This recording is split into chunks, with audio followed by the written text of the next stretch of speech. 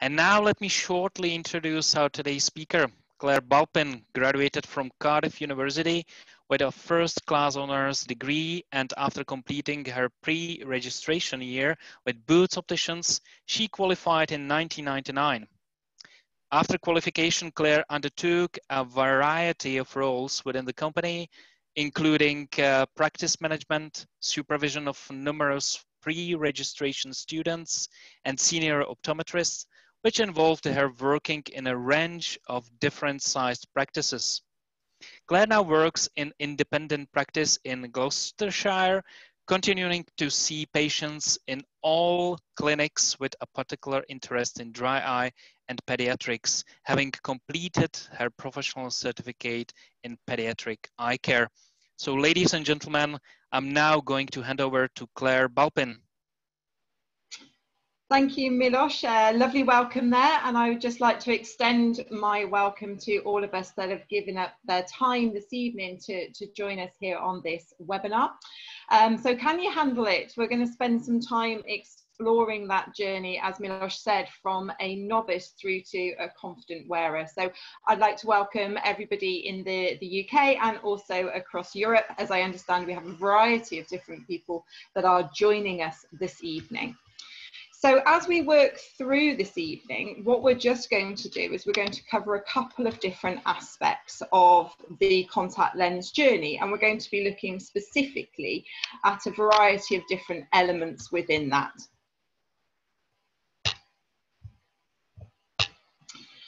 So from our session objectives point of view, we're going to be considering what's actually involved in taking somebody from a non-contact lens wearer through that novice period and out the other side as a confident and competent wearer.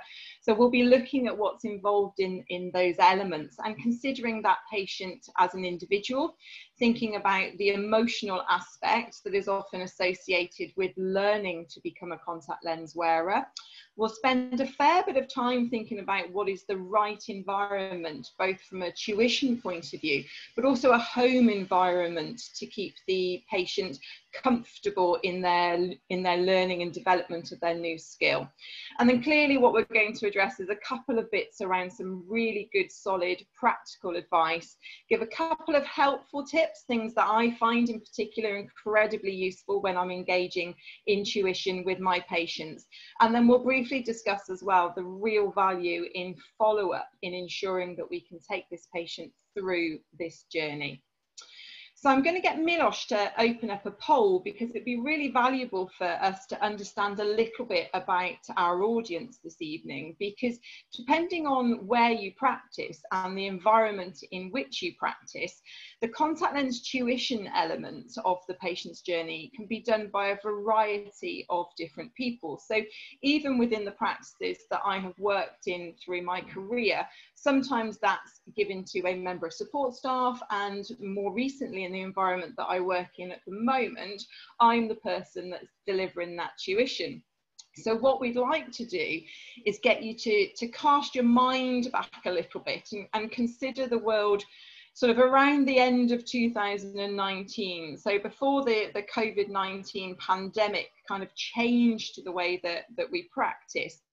I would just like a little bit of insight into who is actually responsible, who was, I should say, responsible for delivering the tuition in your practice environment. So hopefully when we open up that poll, we should have a couple of options available to you. So we're interested to know whether the tuition is completed by the same person that has done the actual initial contact lens fit. So the patient only engages with that single practitioner throughout their entire fitting process. Whether that tuition is handed over to an alternative contact lens fitter, so somebody else that is also involved in the contact lens fitting procedure, but might not necessarily have been the person that did the patient's initial trial, or whether in fact that's handed over to another professionally qualified member of staff. So within the UK, for example, is that handed over to a dispensing optician, or in a different environment, is that handed over to a nurse practitioner? Or are we using support staff to do this as a delegated function? And then a couple of caveats in there as well, just in case, you know, is it any of the above? So can it change depending on the practice circumstances, or is there something that we've missed missed out. So technically the person that's responsible for your tuition doesn't actually fall into that group of people and therefore is classed as other. So it would be wonderful if we can get that poll done and then see if we can share some of those insights into how the world used to look with regard to the tuition.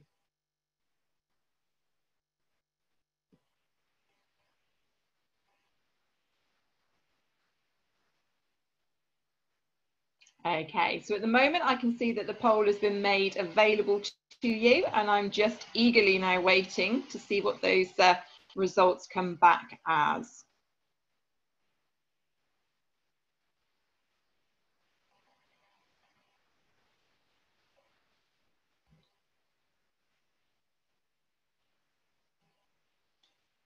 So just while we're waiting for those results to come through, one of the things that we will be exploring throughout the course of this session is our role within this journey, regardless of whether we're actually individually responsible for that tuition. So understanding the elements around what's important can help us provide suitable training as well. So what we're seeing with these results is really quite interesting, because we've got quite a spread of results, which is exactly what we would expect, given that there are so many different ways that we practice across Europe. But actually the vast majority of people are delegating this task to the support staff, so somebody else within their practice environment. But we also have a third of us that are actually continuing with that patient and doing that tuition themselves. Now, we've also going to send out another poll for you now, so I'll get Milos to sort of reopen a poll. And actually, we're just going to pose a slightly different question, because practice environments are changing as a result of the COVID-19 pandemic. So just out of curiosity, we're sort of reposing that question to see whether we feel that this will change moving forward. So as a direct result of any changes that may or may not be happening in your practice environment as a result of COVID-19, do you feel that the responsibility for this tuition is going to change moving forward? So we just wanted to pose this question to see if there's a difference in the dynamic. And some of you may already be back in practice, sort of working through new contact lens patients, and have had to have made some changes to the way that you're operating. And other practitioners may still be sort of sitting back and waiting for that opportunity to get back into practice and start seeing patients again. So there are many things that are changing as a result of this global pandemic, and we just want to see whether the contact lens journey is likely to change as a result. And really interestingly, this isn't what we imagined was going to happen. So what we are potentially going to have now is a higher involvement from the actual contact lens fitter and a slightly reduced involvement from the support staff. And actually, as somebody who moved from practice where my tuition appointments were done by support staff as a delegated function, and I moved into a practice where I had to take responsibility for my own tuition, it's as much about me learning how to teach contact lens handling as it was about the patient having to learn to handle the contact lenses themselves. So thank you for sharing that. It is what we imagined it was going to look like, so there'll be a few of you that are taking a more active part in this journey than you might have done historically. So it's really beyond the remit of this particular webinar to go into the detail around contact lens wear and COVID-19 specifically. And if that is something that you are interested in discovering more about, if you haven't done so already, there's an excellent webinar available through Johnson & Johnson led by Philip Morgan that goes into the sort of nitty-gritty of contact lens wear and COVID-19 more specifically. But it is relevant in the context of this webinar to point out what we do know, and that is that contact lens wear remains safe. Okay, so I think it's really valuable for us to be reassured that contact lens wear is still safe in the current climate, but also this enables us to reassure both our existing patients and our potential new patients but nothing has changed from that contact lens wear safety element directly as a result of COVID-19. And a couple of other key factors that might help us with our contact lens wearers are that we know that regular spectacles don't provide specific protection. So if you are looking to use a protective form of eyewear, it does need to be PPE. Normal sort of regular glasses don't function in that capacity. So if we do have any patients that are electing to wear their spectacles instead of their contact lenses because they believe that's providing them with some additional protection, then we can reassure them that that isn't necessarily the case, because the adequate protection is only provided through appropriate PPE. And perhaps what's really, really encouraging is that there is no scientific evidence to suggest that contact lens wearers have any higher risk of contracting COVID-19 compared to spectacle wearers. So we can reassure our existing lens wearers, but we can also really begin to embrace starting the journey with new patients again, knowing that there is safety in contact lens wear. So before we look into the real details around that patient journey, I think it's really important to just constantly remind ourselves that the patient is learning something new.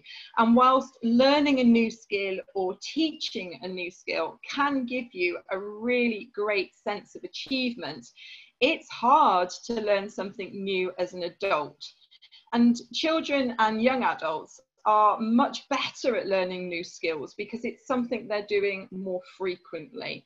So as an adult, we may well embrace learning. We're often learning about new techniques and new technology and reading research papers to keep up to date with everything within our profession. But actually, for many of us, we haven't actually physically learned a new skill as an adult for a long time.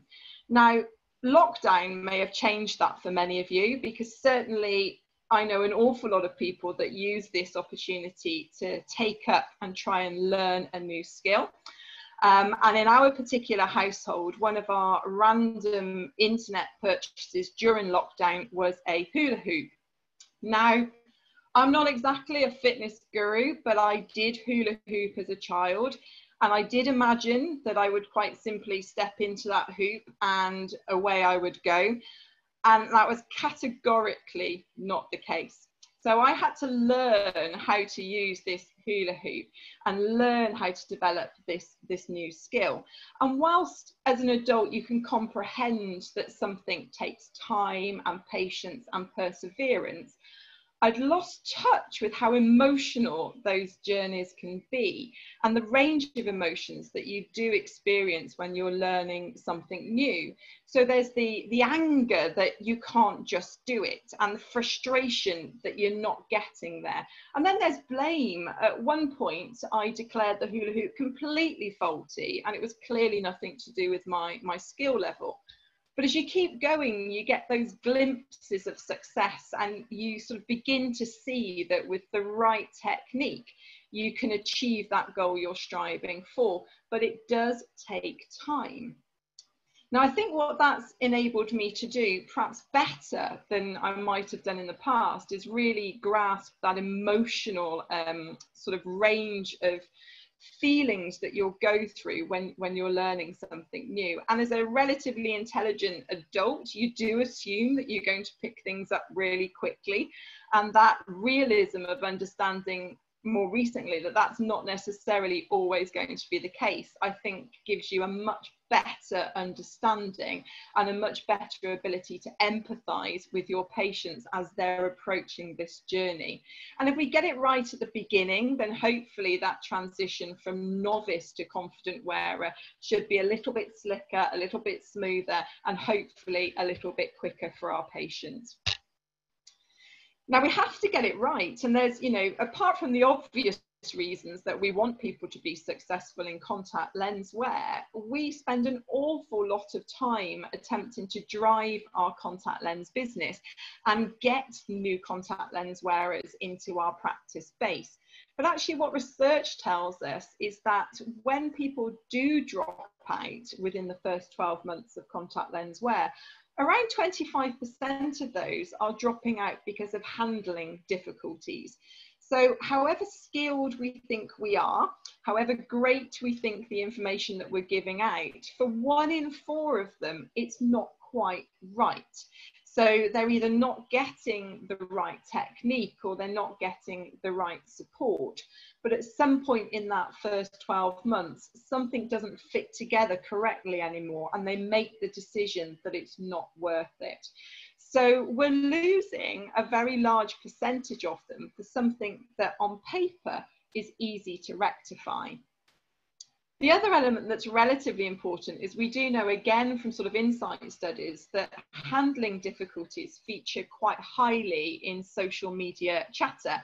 And whilst it's encouraging that people are reaching out for advice, it's a little bit more of a concern that they're reaching out to perhaps the wider population rather than the professional sort of member of a team for that advice. So when they are seeking advice through social media, we have far less control over the advice that they're being given.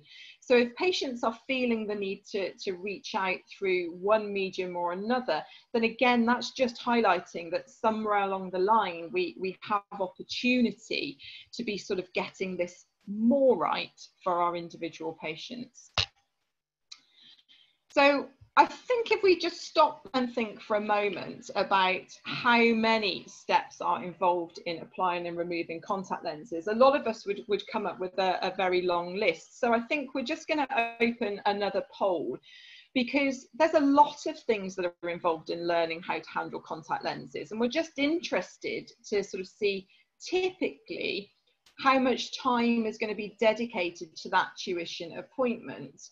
And you may find that that's different moving forward if you historically have had somebody else deliver that tuition for you, and moving into sort of a new practice environment, you're delivering it yourself. You may find that that timing changes.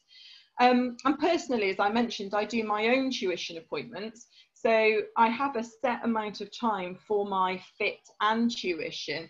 And I guess how much time I spend dedicated to the tuition will depend on how much time I've had to spend in the initial sort of fitting processes. So I appreciate that it might be a little difficult to answer this with a firm answer.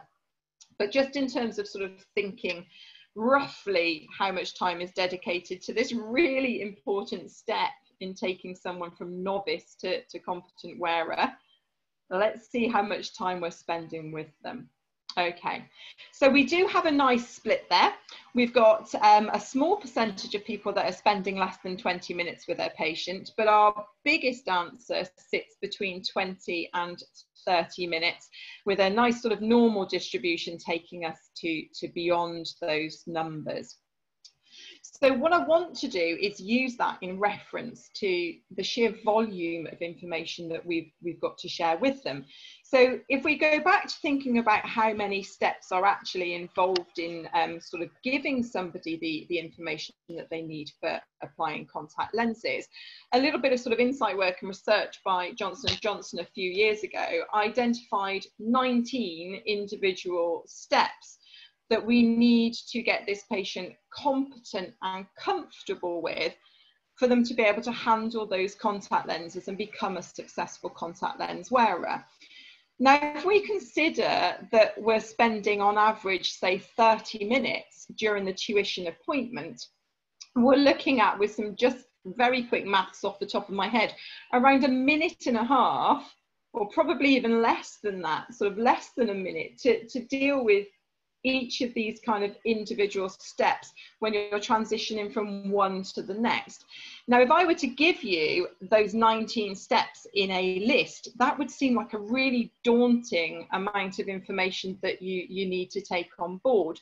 But as we read through those, we realise that every single one of those elements is vitally important in learning how to handle those contact lenses successfully. And arguably, 19 steps might actually be a little bit conservative, because another piece of research published in 2017 actually identified 53 individual steps when you took into account reusable lenses with the cleaning processes and the case storage. So what we can be 100% certain of is that we're giving them huge amounts of information in sometimes what is a relatively short amount of time. So if we consider their individual sort of journey, the fact that they've got to learn a new skill, and the fact that that new skill is going to be quite complex and actually, you know, have an awful lot of points that we need to go through, we do need to consider how the individual patient is going to respond to that interaction. Now, if like me, you do your own tuition at the moment, and if, you know, like some of you, you're going to move on to doing your own tuition in the future, you have an inherent advantage at that stage because you do know and understand your patient. So in being the person that has actually fitted them, you already understand truly their motivation for wanting to be a contact lens wearer and what's driven them into desiring to wear contact lenses in the first place. So you do know already what your patient is hoping to achieve by becoming a successful contact lens wearer. You also have a little bit of insight into what they're like as an individual and how nervous they are, how excited they are, sort of emotionally where they're sitting in regard to this process. And then also from a physical point of view, if you've applied a contact lens to them, you've got some degree of understanding about what they're like when somebody approaches their eye, or how tight their blink reflex is and what their lid structure is like. And all of that stuff is really valuable, insightful information if you're going to then lead on to do that tuition. So if it's not you that's doing that tuition, perhaps one of the things that we really do need to take away is how we transfer that information to the next person. So handovers are common in practice, particularly when there's maybe a handover for a dispense of spectacles. And the handover for tuition of contact lenses doesn't necessarily always address those elements about the patient. You may well hand over the information about whether they're dailies or reusables or what solutions that you want to recommend. But the actual sort of emotional element and that driver for why they want to wear contact lenses is potentially going to be less well understood when that information is handed over. So we have a responsibility to really build a rapport with our patient so that we can really help them as they progress through this journey. And if we are utilising other members of staff in this process, then our responsibility also then comes to hand over the relevant information to ensure that they learn to understand the patient as well as we do. And I think we have to understand that this is a new process, which means there is going to be some degree of anxiety. And we have to pay some attention to that because anxiety is really important when it comes to our ability to recall information. So we already know that if a patient is anxious, this is going to interfere with the retainment or sort of how well they hold on to the information that we give them. And ultimately, that may well lead to sort of a less satisfied patient because they're understanding less of the processes. So one of the things that we can do as practitioners is start to look out for those early signs of anxiety, because regardless of where the patient is sitting in terms of motivation and drive, they will experience anxiety of some description at some point during that tuition process.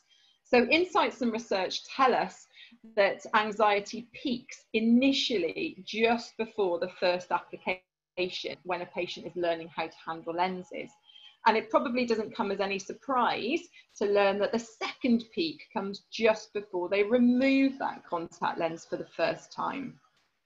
So in relating to the patient, sort of reassuring the patient that it's normal to feel anxious at these stages can actually be quite comforting to a patient because it makes them feel that what they're going through is expected and not unusual. And that support and reassurance can be really helpful in the whole sort of process when they're learning to do something new.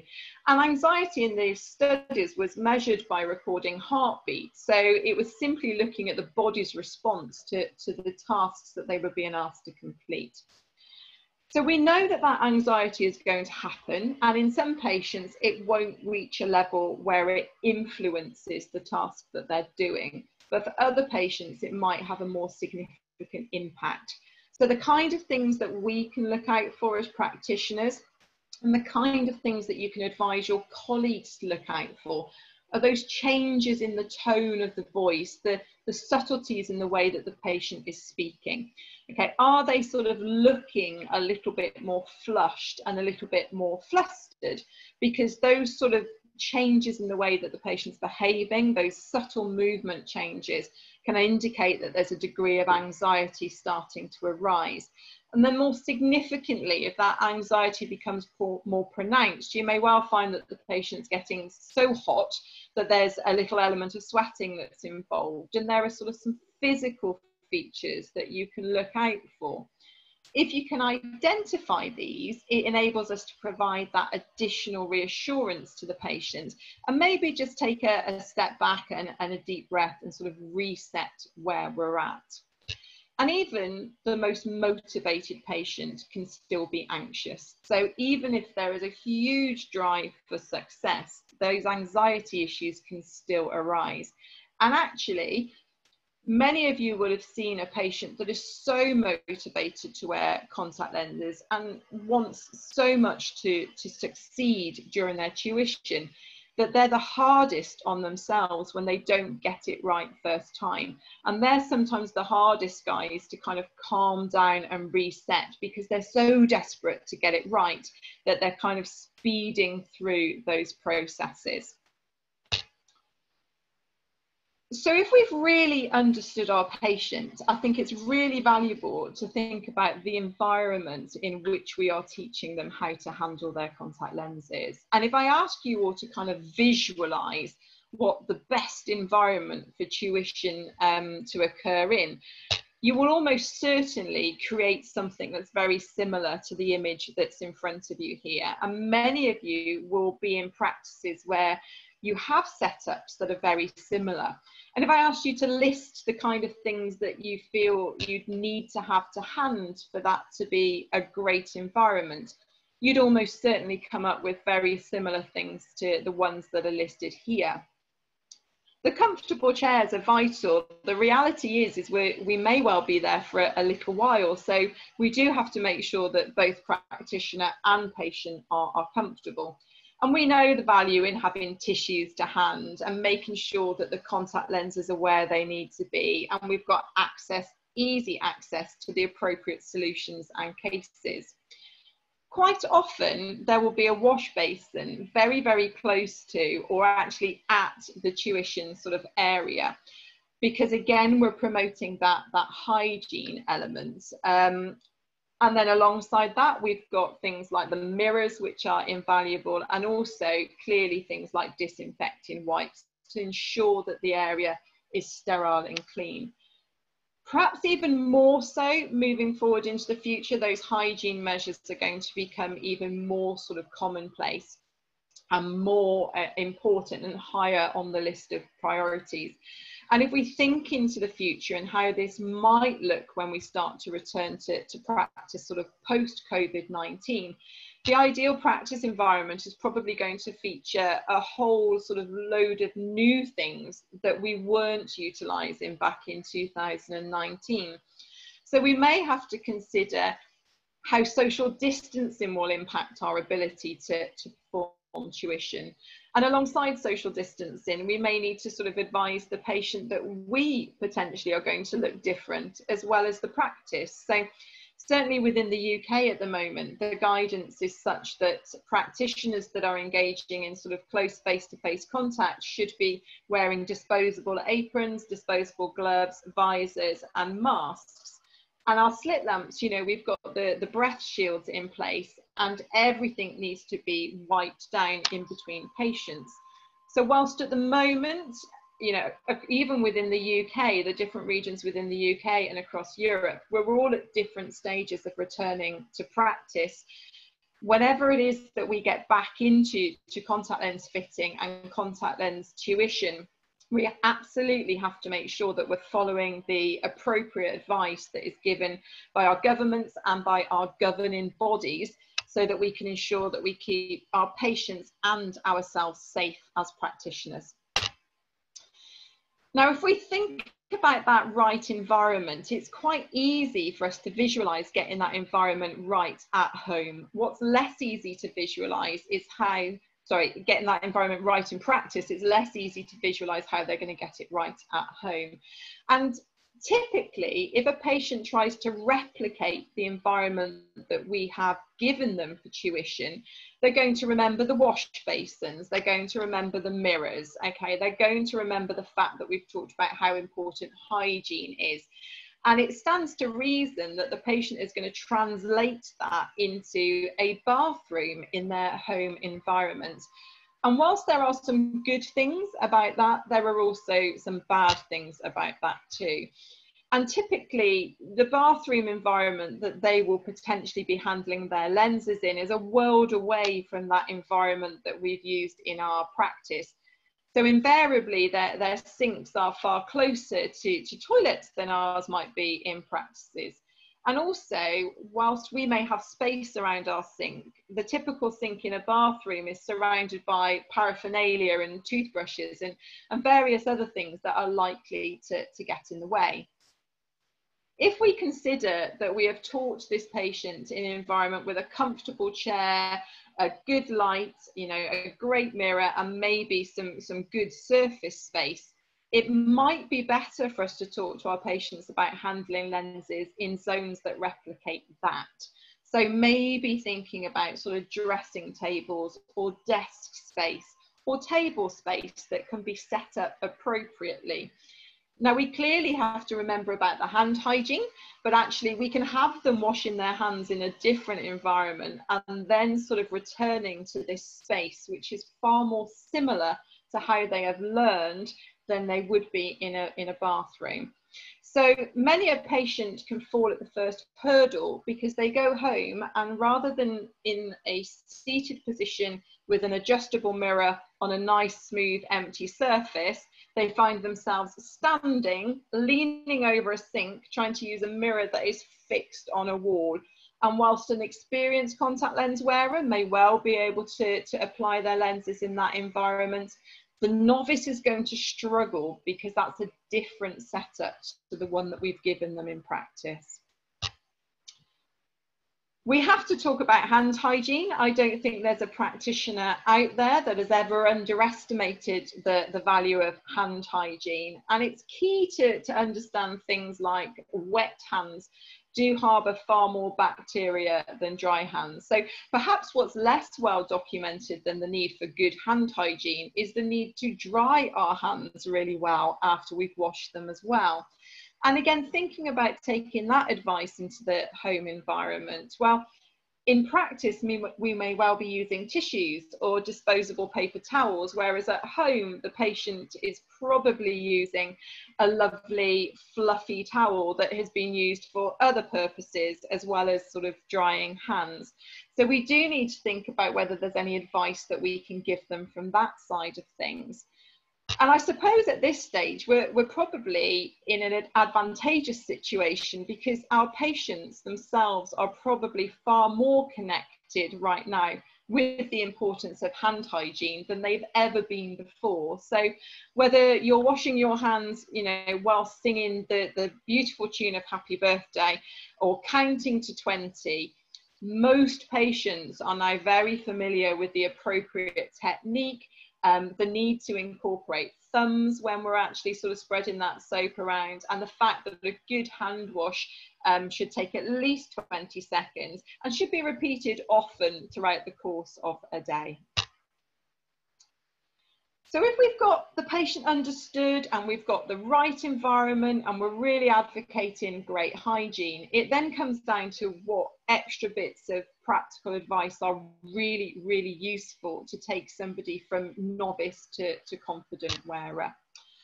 Now, this is one of my own hints and tips, and I really do believe it adds a massive amount of value to the patient, but also really helps with the tuition process. And I've worked in environments where I might have done a contact lens fitting procedure and then handed the patient over to have the application and removal tuition. And the first time that this patient is handling a lens is when they're actually attempting to remove it from their own eye for the first time. So they really don't understand anything about how contact lenses can be handled. Now, we know that these are quite resilient structures and contact lenses are incredible things. But to this patient, it's a delicate little piece of plastic that they really don't understand. So where possible, let your patient play with a contact lens before they attempt to pop them on the eye. Now, if your patient has an unusual prescription or you've had to order in some contact lenses specifically for that patient, you may not want to do this with their own contact lenses. And it might be that you're using maybe a different form of daily, which is more easily accessible. But you need to let the patient handle the lens. You need to let them pull it. You need to let them stretch it. They can turn it inside out and flip it back the right way. They can fold it in half so they can see how that lens will move. They also then really start to appreciate the size of that contact lens, okay, because they have to understand that this lens is typically larger than the coloured part of their eye. And if they can start to appreciate the size of the contact lens at this stage, it really helps with the understanding as to why they need to get their eye open really wide in the later stages of that tuition appointment. It's really key to remind and keep reminding the patient why they want to wear contact lenses in the first place. So if somebody is electing to wear contact lenses for sport, comments along the lines of it's going to be so much easier for you to play that game once you've got those lenses sort of all settled in are really going to help drive the sort of commitment to taking this information on board. Some pre-trial training on lid holding and eye touching has real value for some patients. And when my patients initially start discussing contact lenses with me, normally at the end of an eye examination, you can give them some hints and tips in advance of their contact lens trial that really do help save you some time during that tuition process. So you can get them to practice holding their lids and potentially even touching the white of the eye so that they begin to understand what their own blink reflex is like, but also where they need to hold their eyelid. So patients don't necessarily understand that they've got to have a firm grip on the lash base rather than the eyelids. But if you can show them that when they're holding an eyelid, it's still possible to close the eye, and then take them ask them to go home and try and hold the lashes and then try and close the eye, they can start to understand the techniques that are involved. And if they have some understanding of that in advance, it puts you in a better place when it comes to that tuition appointment. The patient may well never have touched their eye either. And the only experience that they potentially will have of something being in the eye can be quite maybe an uncomfortable one or a painful one. So actually, if they do sort of get to the point where you feel that touching the white of the eye would add value, they can begin to understand that that particular part of the eye, you can apply gentle pressure and it doesn't register too much discomfort. It's also quite key that the patient learns to be able to approach their eye. The blink reflex is there for a reason. We are perfectly designed to keep foreign bodies out of our eye. So it is counterintuitive to allow yourself to approach the eye with a finger. But if the patient practices that technique, again, that's some really good practical advice that puts them in a much better place as we start this process. This sounds like a given, but my experience is that some of my patients are upset at the prospect of losing long fingernails or false nails. And I find that sort of likening it to something else that they may have had to learn to do is relatively useful. So you can talk to them about how maybe tying shoelaces when they first had long fingernails was really, really challenging. But actually now they've had them for a while, they've developed a technique that works. And I think if we explain to them that there is an element of sort of danger almost in those long fingernails in the early stages while they haven't developed their technique, but reassure them that over time those long fingernails can make a reappearance, they're more engaged with the idea of sort of cutting them short initially. And I certainly, as I'm sure many of you do, have many contact lens patients that have incredibly long fingernails and wear their contact lenses safely and successfully despite that. Now, if someone's got large hands or short fingers, then you're obviously going to be less well equipped to be able to change those elements of the patient. But this is where it becomes important to have a range of techniques available to you, because it isn't one fits all with contact lens tuition. You need to have a variety of different ways that you can instruct the patient. And some of the least successful tuition appointments that I've seen carried out are when a patient is repeatedly told to do something the same way when that's not necessarily working for them.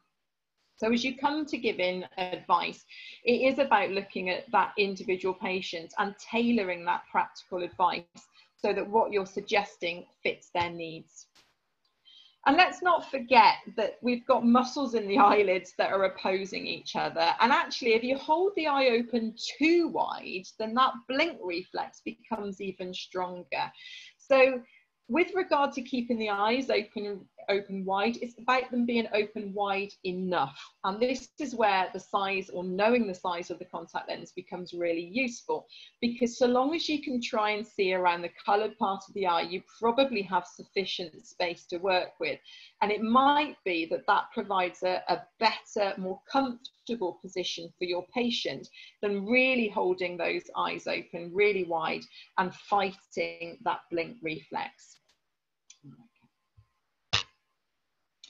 So make sure you give yourself enough time, and this is enough time for us to teach them, but also that the patient has enough time to actually handle these lenses themselves. So we may spend half an hour with them, but what they will remember is maybe the 1 or 2 minutes that it took them to get that lens applied to the front of the eye. They'll forget the process before and after. So we do need to make sure that practically we're advising them to leave enough time to actually perform this technique in those early stages. And mirrors and positions become really important. So just the simple act of sort of lowering your chin down and looking up slightly to the mirror naturally creates a larger aperture.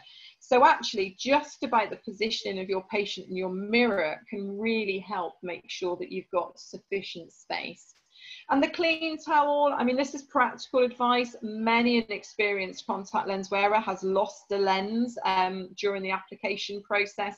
And in the early days, that tends to happen more frequently. So it's about reassuring the patient that that's not unusual, but making sure they're in an environment that means that they can still safely use that contact lens afterwards. So in terms of helpful tips, okay, what I just want to look at is 3 very quick tips that are the ones that I focus on. So it's that open wide element. And like I said, maybe not too wide, it's about being just right, but concentrating on keeping that eye open and physically retracting those lids is key to initial success. So many of you will have seen tuition appointments where the patient has struggled and they're so nearly in, but then they've just pulled an eyelid and fallen off. And, you know, those kind of things are important to patients. So it's about making sure that the eye is open wide enough throughout the process. And slowly but surely, for me, is the thing that means we're promoting success. Because for every time that the patient tries to get a lens and tries to apply a lens onto the front of the eye and doesn't, psychologically they will count that as a failure. So if we're working with them slowly and surely, it means that they can make those fine adjustments to the technique so that it's a good attempt, it's a quality attempt rather than repeated attempts with poor technique. And that is much easier to achieve if the patient approaches it slowly. And then staying relaxed, again, sounds like stating the obvious, but actually a relaxed patient, it's far easier for the patient to handle the lenses when they're calm and relaxed. As practitioners, we can pay attention to what's going on with the jawline. We have sensory nerves that innervate both the jaw and the eyelids. So if we've got a tense jaw, then that's going to create some additional tension on the eyelid as well, which isn't necessarily going to help with us keeping that aperture wide enough. And also, a tense jaw is going to influence the breathing, and we want this patient to be sort of calmly breathing to reduce those anxiety levels. So concentrating on keeping the jaw relaxed can ironically help with keeping the eye relaxed in terms of the actual process of applying that lens. So the final thing that we're just going to touch on is follow-up, and follow-up is so very important. So again, I think we're just going to go to a brief poll to try and establish what degree of follow-up might be provided at the moment. And follow-up can take a variety of forms. So we have actually given a nice sort of coverall within this poll, which sort of says a combination of all of the above.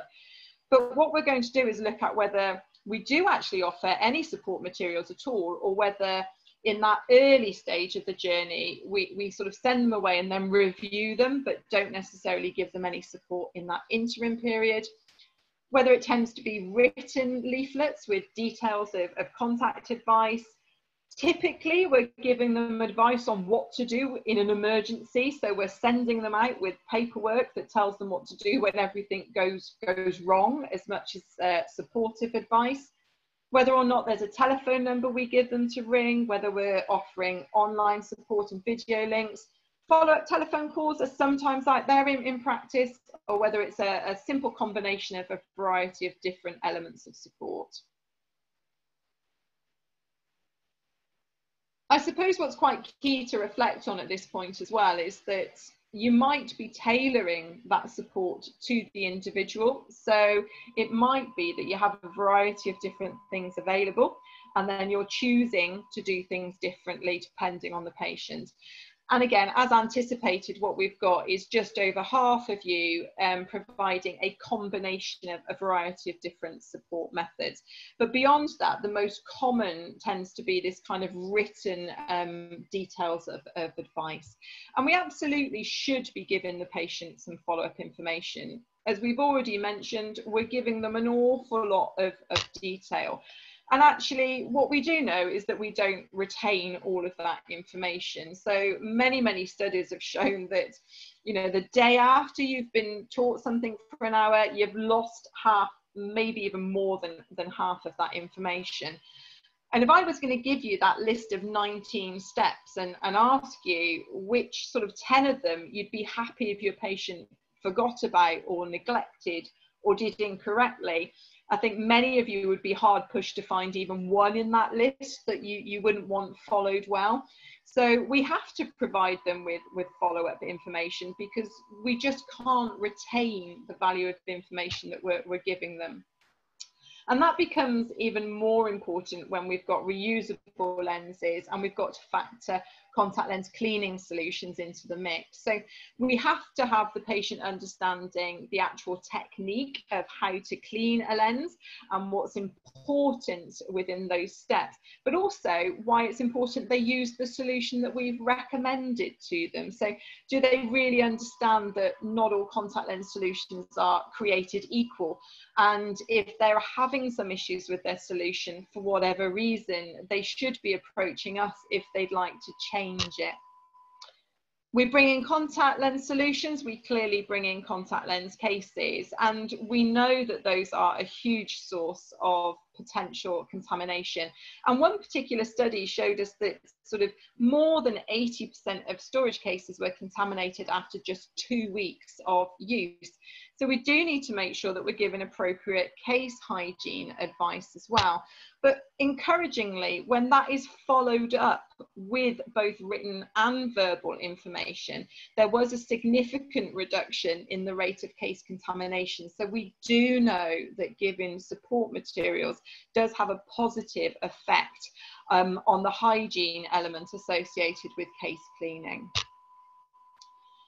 And as I've already alluded to, many of you will give a selection of bits of follow-up information, and it's often that you'll tailor that to the individual needs of the patient. And if you've really got to know your patient and you've built that rapport with them, you should really understand what's going to be the best way to follow up this patient, and whether that's a really detailed, comprehensive written leaflet, whether it's written information with just clear bullet points on it, or whether this patient has really valued having you there showing them how to do things, at which point videos or online support may be appropriate. But actually the real value for me comes from follow-up phone calls. We quite often will perform this tuition appointment and then book the patient in for a review in a week, 2 weeks, a month's time. And there's limited contact within that time window, but that's when they need us the most. So it doesn't necessarily have to be the individual practitioner that rings the patient, but actually a follow-up phone call within those first sort of 72 hours is really valuable in identifying those patients that are struggling. And it means we can get to them quickly so that we're not waiting for that review appointment when they may have already had a week or two of struggling with their contact lens wear. So just to summarize before we go through some of the questions that have been posed, for me, exploring this journey from novice to confident wearer is about really understanding the challenges that are associated with learning a new skill, but remembering the motivation for that patient. Understanding that anxieties are normal, whether they're motivated, whether the motivation level is really high or not, and addressing those issues where we can. And remembering to be really sort of empathetic and encouraging. And perhaps the right environment for me is really key, sort of trying to translate that environment that we've given them in practice into their home environment is what sets them up for those initial successful attempts. So really thinking about giving them some clear advice on where they should be attempting this application and removal process at home is really a useful technique for getting them competent and confident with those handling techniques.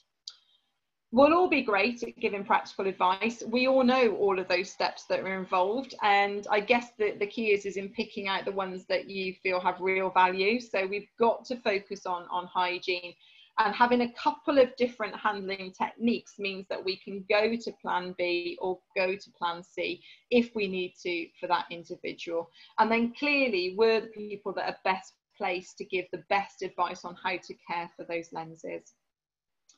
So those 3 helpful tips, the ones that I sort of focus on, it's about keeping that eye open just wide enough to be able to have sufficient aperture for that lens to approach, and keeping that approach slow and gentle so that we're not counting our failures and we're concentrating on our successful attempts, and really concentrating on keeping our patient calm and focusing on the breathing and keeping the tension out of the jaw. That follow-up is invaluable, okay, and whatever format it takes, we've just got to make sure that we're giving some. And we've got to make sure that with this process, that we're giving the appropriate advice to that individual in a way that suits their learning needs.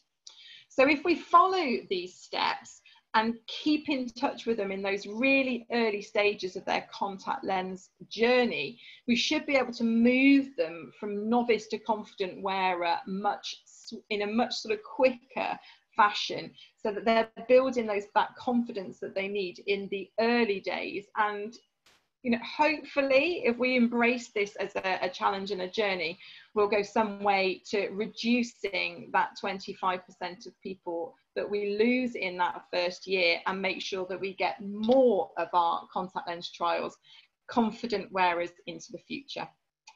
Thank you for taking the time to join us this evening, and I believe that Milos has been monitoring the questions, so we'll see if we've got any of those to address now. Exactly, Claire. Thank you very much. It was excellent presentation. Thank you a lot for a lot of very useful information, I believe. Yeah, and we have great questions in place. So let me start with the first one. I like this one. Any suggestions for locums who have less control over the clinic? Even if we want to do the teach, the store will override this for financial reasons. Yeah, it's a real challenge, and like I said, I've worked in a variety of different practice environments, and for me, the key element there is what I alluded to in the early part, which is that sort of handover that's more attached to that individual patient. So typically, when a patient leaves a consulting room and gets handed over to another member of staff, they almost cease to be a human being and just become a set of eyes that's going to become a contact lens wearer. And I think if we can sort of really nail that emotional handover where we're given the support member of staff, those motivating factors and the drive, and perhaps a little bit of a better opportunity to build a rapport with that patient, I think the patient feels calmer and feels better understood rather than just being passed from pillar to post. But it is a challenging situation. Tuitions do take time, and arguably, you know, there are a lot of places that would say your time is better spent doing other things. Right, thank you very much. Yeah, another one is removal of lenses is often the most difficult for patients and they can panic when at home. So do you have any tips for removal? Yeah, I think that, you know, again, it's to do with that reassurance, and it's about saying, remember, you know, I'm here with you and we're not going to let that lens stay on the front of the eye. So you really don't need to panic. There will be a removal of that lens, and if it needs to be me, that's fine. But actually, this is where handling the lens beforehand becomes really, really useful. So I will often pop a contact lens actually on one of my knuckles. So when we're going through these kind of the touching and the feeling, I will often have it on my knuckle and use that to explain how much pressure they need to apply, because in my experience, they're too gentle with their contact lens removal, and they're sort of gently stroking the front of the contact lens, and they need to understand that they have to apply a certain amount of pressure. But obviously there's fear associated with that because they don't want to hurt themselves. So I certainly find that if I pop it on my knuckle and get them to sort of slide it off, they start to feel what the contact lens feels like and can also appreciate how much pressure they need to apply. So I find that to be quite helpful when people have struggled with removal. Mm-hmm. Perfect. Thank you very much.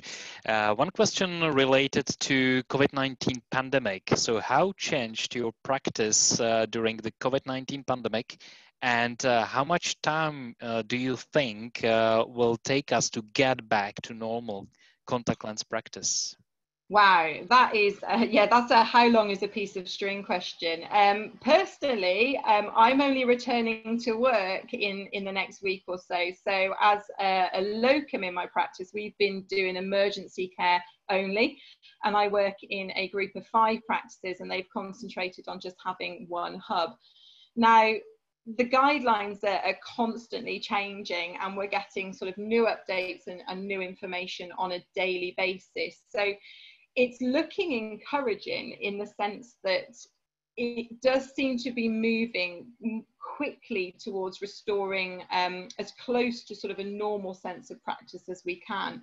I think what's going to be different is clearly there are going to be the social distancing measures in place, and then we've got all the hygiene measures, and we've got to consider the sort of, you know, how that's going to impact our ability to fit contact lenses. So sadly, I think that returning to fitting contact lenses will probably be one of the later things that we do. And I think that we all just need to be kind of prepped for the point that when we are in a position to do that we're good to go. I think returning to sort of contact lens aftercare will certainly happen quicker because there's less sort of handling from our point of view. You know, so much of this is being done now by telemedicine. I think contact lens practice will be coming back sooner than contact lens fitting. Mm-hmm. Okay, thank you. So another one is how do you teach with gloves on also you need to reduce the amount of time in close contact.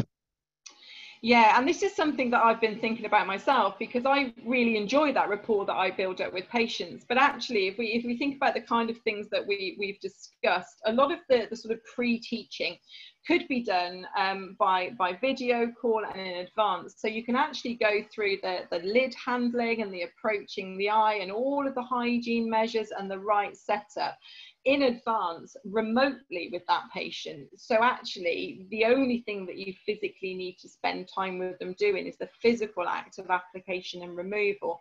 Now, handling contact lenses in gloves is something that's going to be new to us all, because very few of us handle contact lenses in gloves, and that will create a few challenges. I guess from a patient point of view, it's going to have less of an impact on them, because they won't necessarily need to be wearing the gloves when they're removing the contact lenses themselves. But it is something, it's a new skill that we're all going to have to learn to do whilst we're handling contact lenses, for sure. Mm-hmm. Thank you very much. Another one, do you foresee the PPE making fitting and application and removal teaches with kids more difficult? Potentially. I think, you know, PPE is something that we've kind of got to embrace, and we've got to kind of find our way around it. And there is an issue with face coverings. A lot of our communication is done through facial expressions, and actually having our face covered does impact our communication. But for me, children are actually particularly good at learning how to handle contact lenses. They're of that mindset where they take instruction sometimes far better than adults, and they're used to having to work hard at things and not necessarily achieve it the first time round. So, you know, from that side of things, I don't think it's perhaps going to have as much of an impact. We're clearly just going to have to address things like social distancing and, you know, parental support and how many people we can physically get into our space. But of all of the people that we teach to handle contact lenses, I think children will probably provide us with the least challenge with a changing environment. They're incredibly adaptable. Right. Okay. Perfect. Thank you very much. Unfortunately, we have to finish because it's time. We have a lot of other questions in Q&A. There is a lot of thank yous, Claire. So in chat. So I would like to thank you very much, really, for excellent presentation, for very fruitful Q&A session. Ladies and gentlemen, that's it for today, and let me invite you to our next Johnson & Johnson Institute webinar, which will be held on June 24th, so next Wednesday from 6 p.m. Central European time. It's 5 p.m. UK or 7 p.m. Moscow time. And Professor Edward Mullen is going to speak about myopia control to understand why myopia matters, what myopia management strategies are, and how we can start implementing some of those with immediate effect. Before we close the session, we have prepared last two questions for you. So the very first one is the, let's say, evaluation. So please, if you can vote now. And we are going to wait a couple of seconds. Wow, that's impressive.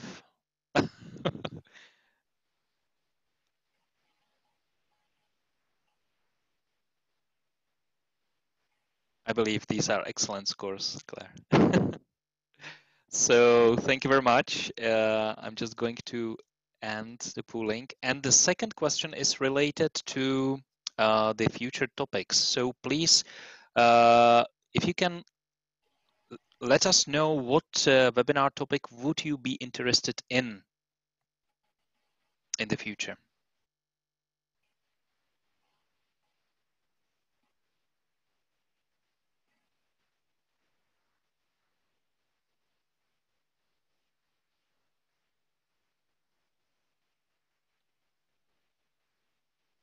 Perfect. So thank you very much. Ladies and gentlemen, that's it for today. So thank you very much for attending today's session, and have a good evening. Goodbye.